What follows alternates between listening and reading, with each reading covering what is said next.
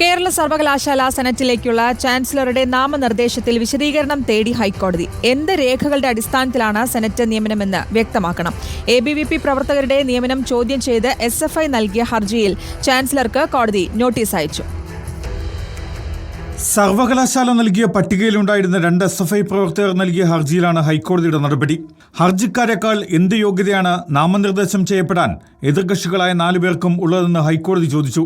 എന്ത് രേഖകളുടെ അടിസ്ഥാനത്തിലാണ് ചാൻസലർ കൂടിയായ ഗവർണർ തീരുമാനമെടുത്തതെന്നും വ്യക്തത വരുത്തണം. ചാൻസലറുടെ ഓഫീസ് ഇക്കാര്യം വിശദീകരിക്കണമെന്നുമാണ് സിംഗിൾ ബെഞ്ചിന്റെ നിർദ്ദേശം. മറുപടി സത്യവാങ്മൂലം നൽകാൻ 10 ദിവസത്തെ സാവകാശവും ഹൈക്കോടതി നൽകി.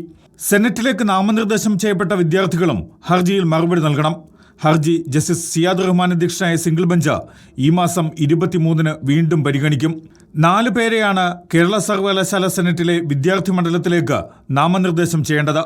നിലവിൽ ചാൻസലർ നാമനിർദ്ദേശം ചെയ്തത് കുറഞ്ഞ യോഗ്യതയുള്ളവരെയാണ് എന്നാണ് ഹർജിക്കാരുടെ പ്രധാന ആക്ഷേപം.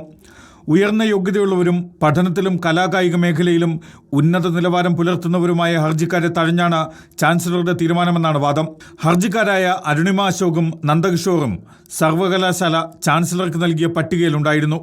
സമാനമായ സെനറ്റ് നാമനിർദ്ദേശം നേരത്തെ ഹൈക്കോടതി റദ്ദാക്കി. ഗവർണർക്കെതിരെ രൂക്ഷ വിമർശനം ഉന്നയിച്ചായിരുന്നു ഹൈക്കോടതിയുടെ നടപടി. Legal desk reporter.